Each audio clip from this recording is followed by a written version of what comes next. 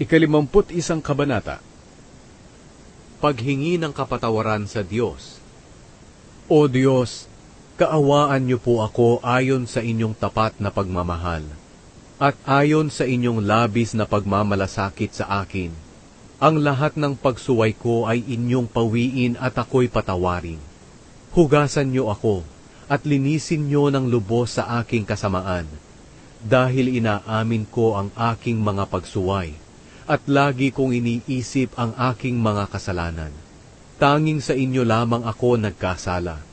Gumawa ako ng masama sa inyong paningin, kaya makatarungan kayo sa inyong pagbibintang sa akin.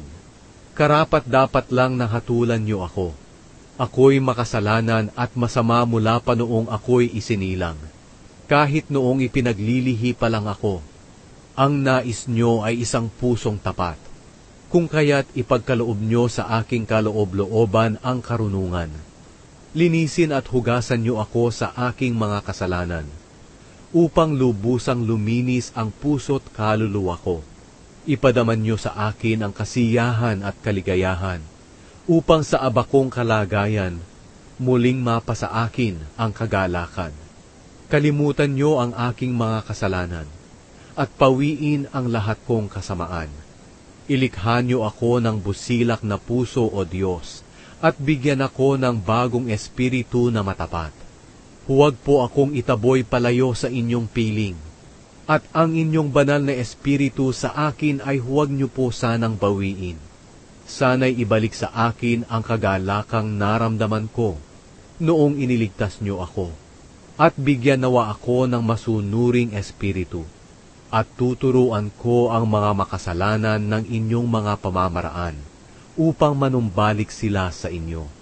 Patawarin niyo ako sa kasalanan kong pagpatay, O Diyos na aking tagapagligtas, at sisigaw ako sa kagalakan dahil sa inyong pagliligtas.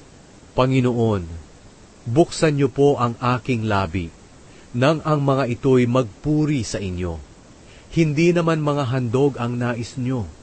Mag-alay man ako ng mga handog na sinusunog, hindi rin kayo malulugod.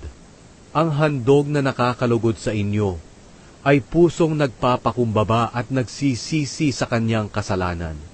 Ito ang handog na hindi niyo tatanggihan. Dahil sa kagustuhan niyo, pagpalain niyo ang Jerusalem. Muli niyong itayo ang mga pader nito. Nang sa gayon, malugod kayo sa mga nararapat na handog, pati sa mga handog na sinusunog ng buo, at maghahandog din sila ng mga baka sa inyong altar.